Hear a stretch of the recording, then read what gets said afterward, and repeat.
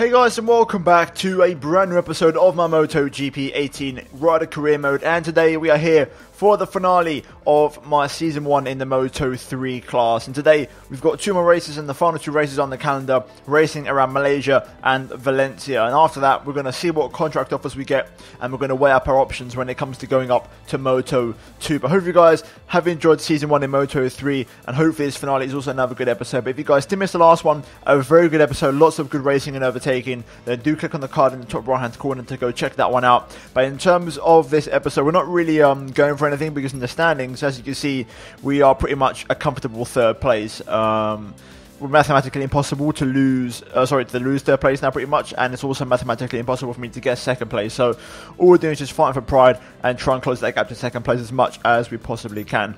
We have two upgrades on the bike for this race, one on the aerodynamics, I believe, and another one on the suspension. So on the frame. So yeah, we've got three upgrades. I think it's these two, the lean and the stiffness on the suspension, and the penetration in the aerodynamics. So those are going to be the final upgrades that we have for this bike in this final episode. And then we move into Moto 2. But anyway, enough rambling. Let's get into the first of the two races for qualifying for the Malaysian Grand Prix. Right then, it's qualifying time at Malaysia. And first time in a while, we've got a wet qualifying. So we're going to see how this goes. Malaysia also a very long lap around the circuit. So it's going to be quite an interesting one. And the laps are going to be very, very slow. But anyway, let's get into qualifying. So far, opening lap went okay. I'm not really taking the gap that I'm up by on my delta. I'm not really taking it as a reference. I just want to see what it is when I cross the line, just to get a good bank lap in there. Also, the fact that Turbo is the fastest guy is normally a sign that the big boys haven't done a lap yet. But here we go up to the line, and it's an 18.9, much faster than Turbo. That might actually be a pole lap contender already, an 18.9. That is a very good opening lap here at Sepang. I want to try and go for another attempt and see if we improve some more.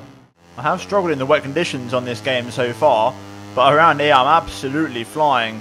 Bike feels phenomenal, and I feel really in sync with the bike around here, which is really good for a change.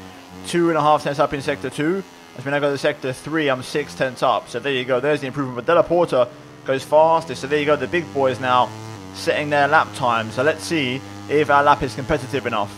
At the final corner then, let's see if we do improve and get anywhere near Della Porta's time. Up to the line, close, but we do get it. Pole again, 18.1. We improved by a tenth in terms of the actual pole lap time. So there we go, faster again. Let's see if we can improve once more. 10th up in the first sector, already on for a good improvement here. I reckon if I can dip into 2 minute 17, should I say, I reckon that would be the pole time. So let's try and get that. 3 tenths up after 2 sectors. This is looking good so far. Much better lap. And now 6 tenths up in Sector 3. This is looking a much better improvement. This is going to be an easily a 2 minute 17. Keep saying the 1 minute, but this is a 2 minute lap. It's such a long lap around here. One more corner to go. Let's try and hold on to this. There we go. Nice. He does it on the power slowly. Very easy to get a high side out the final corner, but on the power. And there we go. Nice exit up to the line. Do we dip into the 2 minute 17s? Yes, we do. A 2:17.2, and I think that is going to be all she wrote and a home run for me at Malaysia. That brings an end to this qualifying session. And after a thrilling contest where the riders gave their all right up until the end, we can finally find out the name of the rider who will start from pole position tomorrow. It was a long weekend for the Moto3 riders, but finally the showdown is here. We are coming to you from the starting grid. There's just a few minutes to go before the race begins. And indeed, it is time for the penultimate race of the season. We start from pole position. In the end, pole position by a whole second. However, we are in dry conditions for the race, so that might mean that the pace might be different. Who knows? Hopefully, I've still got the advantage, but it's very, it could happen. It's quite logical and quite possible that the advantage we have in qualifying in the wet conditions might not be the same in the race in the dry. So we've got still a lot of work to do. It's going to be a long race, just one of the longer ones on the calendar, and hopefully we can pull it off. It's going to be a real challenge, and fingers crossed if we get a good start, because it's a very long run down to turn 1, then we can hopefully do some damage and try and bring this one home. But anyway, enough jibber jabber. It's time for the penultimate race of the season for the Malaysian Grand Prix. Right then, let's get the assists off. And let's get ready for the 5 red lights. And we are underway here in Sepang. And it's a pretty average start. Not terrible by any means. But we dropped down a P5 for now. Both of the Leopard bikes have got off to a great start. We're going to try and pull over to the right hand side and get on the inside line for turn 1. very late on the brakes. Can I slow it down? Yes, I do. And I've got the inside line. I've recovered all my places into turn 1. And that is a very good start from us. A little bit 1 to turn 2. I'm going to allow a few bikes on my inside as Della Porta's looking for the move. Canet also looking for the move, but we're going to get on the inside line and hold on to our first place brilliantly there. Nice and aggressive, as you guys always said to me in the comments on the first lap into the first corner. And that's exactly what we did. And we've held on to our lead, which is very, very good. The Leopard bikes, though, off to a great start, actually, in 3rd and 4th at the minute. They're looking very racy around here. But we take the lead at Sepang, and we need to control this race as we are at the front. And also, we need to get used to this track in the dry conditions, which is another thing we have to get used to. So hopefully we can find our feet fairly quickly. I think we have already got some good pace in the dry, maybe even better than the wet, actually. But we'll see how it goes as the lap progresses. Oh wow, Canet's just gone up my inside there. I've taken a completely different line. I've taken a bit more of an F1 line through that corner. And Canet just, I didn't even realise it slipped up my inside there. But thanks to the F1 style line we took, we got the much better mid-corner apex speed and also exit and traction. But now braking late for the hairpin. Let's see what we're like on the brakes. And we look okay through here. Final corner on the power nice and early. And there we go. Right, end of lap 1. We're looking good. We're looking settled. P1. Another 3 laps to go. Let's try and hold on to this and try and bring this one home. End of lap 2 this time though. No interference. No one getting in my way. And we do set the fastest lap of the Grand Prix so far. Canet in 2nd place is breaking away from the guys behind. So he's going to try and hunt me down. But so far, I'm too fast for him. Here we go then on to the final lap of the Grand Prix for the Malaysian Grand Prix. And we are looking very, very good here. Canet not really challenging me as I set another 12.4. Very strong pace. And we're looking nailed on for the race win unless we make a really bad mistake. I completely forgot how much this track chews up your tyres. My rear tyre is absolutely gone. And the most worn I've ever seen it all season. But it doesn't really matter because we are going to come into the final corner. And I've run a little bit hot actually. Just losing the grip on the tyres. Haven't really got the stopping power I once had. Straighten the bike up though. Keep it nice and tidy. And on the power nice and early. We're going to come through to win the Malaysian Grand Prix. And the 2nd race in a row after winning Phillip Island in the last one. And overall, a very good result for us and another 25 points. Going into the final race at Valencia.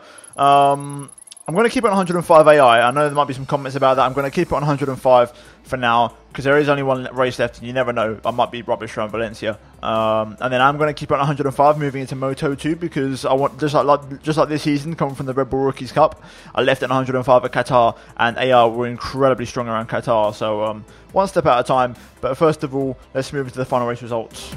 The Parc Fermé is starting to fill up with the stars of the race. Let's take a look at a graphic of the official results of the just finished Moto 3 race. And there you go. We bring home the W, we bring home the fastest lap, and overall a Grand Slam weekend for us with Canet and Di Gianantonio on the podium with us. But now, let's look at the Riders' Championship. You can see we are 75 points behind Martin and 67 behind Canet if my maths is correct. So we're catching, but you know, unfortunately not enough races left. But either way, it's now time to move into the final race of the season. Right, it's qualifying time at Spain, and once again, we have a wet qualifying, so 2 in a row, and another challenge for the final qualifying of the Moto 3 season. But I'm looking forward to it. Let's see what our pace is like. I love this track, so let's hopefully have a good result, and let's get into qualifying for the final time this season. Also, unlike Malaysia, this is actually a proper wet, fully wet qualifying. It's absolutely chucking it down here at Valencia. Let's get a feel for the track and also the conditions, and let's see if we can beat Martin's time. Into the final corner. It's been an okay opening lap, nothing spectacular, but it's good to get a good banker lap down. Apparently we're like 2 tenths down in sector 3. We'll see what we are when we cross the line. 45.5 the time to beat, we do a 46.2, so we're quite a bit behind, 6 tenths to find. Let's try and crack on with it. Martinez just dropped the hammer now, 44.5, he's improved by a whole second. We are 8 tenths down after sector 3. One more corner to go, let's see if we can try and get anywhere near that. Alright, onto the pit straight. Judging by Kato Tobo who's behind me, I can't really pull away. That's sort of an indicator. 45.7, 1.2 off the pace. Let's see if we can try and improve some more.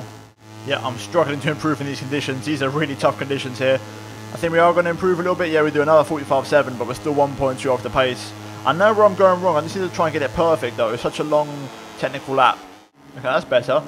My first sectors have been 3 to 4 tenths down every single time. I'm actually half a tenth quicker this time. I'm using second gear instead of first. And I seem to be getting the better drive, even though I get a little bit wrong out of there. So far so good. I'm matching the best time for the second sector now. Only 11 thousandths of a second down. So I was playing around with the gears around here, I've realised. I'm going to use second now for these slow bends instead of first, because that's what the AI are doing. So yeah, that's what the reference point. 4 tenths lost now. Sector 3 is where I'm losing my time, so now I know. Okay, that was a much better lap out the final corner. Let's see how far behind we are, running up to the line. 45.2, there we go, 6 tenths off the pace. We're getting there, getting a little bit better now. Okay, that was a better sector 3. I actually matched the fastest sector 3. I was 3 tenths down in sector 2. Now I've actually matched my best sector 3 and I'm on for a personal best here. So this could be the one.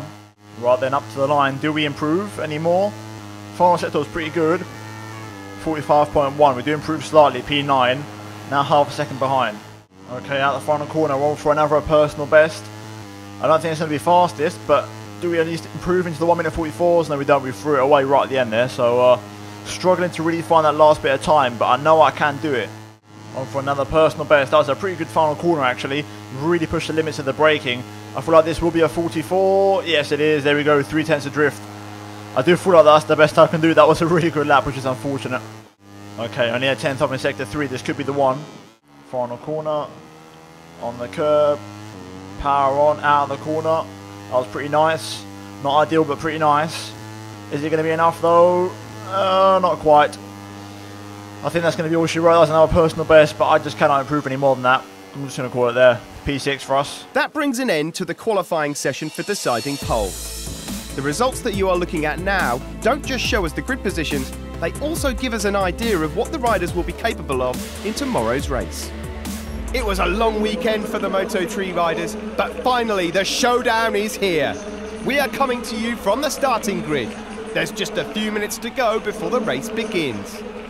Here we go then, one last time for the season guys, and we have another wet race. This time though it's not actually raining, the track is just damp, and it's going to be what would be intermediate conditions in Formula 1. So let's see how it goes. Hopefully we can have a good race. I'm going to expect the conditions to be a little bit quicker than yesterday in qualifying, and I know where I can improve. I think the pace is going to be very, very close.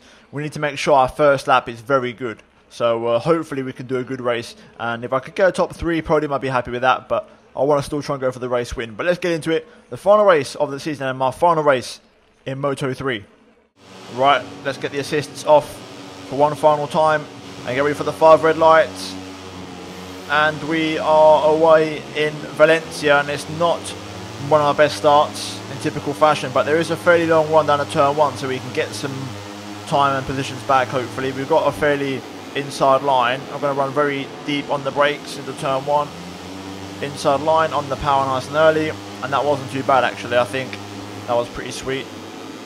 Braking late for turn 2. Alonso Lopez next up, but Bezzecchi gets on my inside. That's the problem. When one bike gets on your inside and he barges you up wide, that's it, you're done, you're hung out to dry.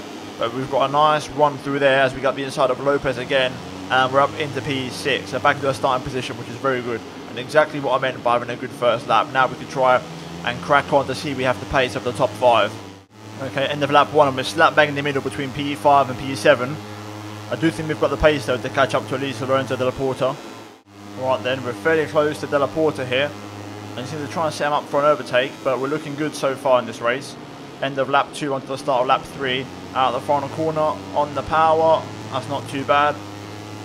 Getting the slipstream, and turn 1 I'm pretty good at. So let's see if we can try and really close the gap here. That'd be interesting to see if I can get anywhere near these guys. Look for the break point for turn 1, and then all the way down to second gear. Pick up the apex. Oh, that's not too bad, but we're a little bit wide on the exit though. We are looking good though. I think I can definitely at least get 3rd place. Right, this is where I know I'm fast. Flat out through there, and then a little lift, a couple of downshifts, and on the inside through here, not quite. Della Porta just closes the door on me, but that's where a possible overtaking opportunity will occur. 43.8 from Martin. That is not pace that I can match. Simple as that. I have to be honest, by no means a classic, and I think I might be finishing in P6 this race. On the last lap now, I'm actually falling into the clutches of the guys behind, and I'm really losing contact with the front 5, but either way, I'm not going to complain. It's been a great season, and we have a few more corners left of it, and to be honest with you, I do look forward now to my promotion to Moto 2, because that's exactly what I came here for, to get promoted and make my way up to MotoGP in the Premier class. And at the minute, we've just got one more corner to go. My rear tyre is basically non-existent, as you can see, so I just want to try and get this one home. in one piece without losing any more positions. Final corner, final time. First gear action, nice and easy under power. And there we go. It's going to be P6 for this race. Not too bad. We finished where we qualified. Ultimately, no major qualms. Martin wins the race, but yeah, we'll see how it goes. A good season in Moto3. In the end, 105 AR is about perfect, because with that race there, you can see we struggled quite a lot. But anyway, let's run you through the final race results for the final time this season. While the Parc Fermé starts to fill up with the stars of the race, we're going to take a look at the Moto3 race final ranking. And there you have it. Jorge Martin becomes the Moto3 World Champion as he beats Aaron Canet. Fabio Di Gianantonio takes third place ahead of both of the, I believe, the Leopard bikes, that's the one, Bastianini and Della Porta. And then we come home in P6 in the lead KTM, beating Marco Bezzecchi there. And in terms of the Riders' Championship, you can see we finished on third place, 292 points to our name, as Martin wins the championship by 13 points. And we are the lead KTM as Marco Bezzecchi, the closest man in P9. And my teammate, Darren Binder, let's see where he finished in the championship. He finished in P26 and didn't score a single point. So, all in all, a very good season for us, and I can't really complain. But now it's time to look at the contract offers. Okay, so we've got a series of offers, and right now I am torn between Italtrans Racing Team, which is where Mattia Pessini races for. I want it because it's a very nice looking bike with the nice solid blue colour, or it's going to be the Sky VR46, which is the team that, you know, is branded by Valentino Rossi, and that one has Bagnaia and Luca Marini, which is a very strong team. So I'm sort of going to have to give it all a think between these two teams, and yeah, I'll be back with you in a second once I've made up my mind. Okay, so I've made up my mind. I'm going to go for Italtrans Racing Team. I don't want to go for one of the better teams. You know, Sky VR46 is a very strong team. So I'm going to go for something a little bit not as strong. I'm surprised though KTM didn't offer me a direct contract to ascend with their Moto2 team. But oh well, you can't have it all your own way. But we're going to sign for Italtrans Racing Team. And there we go.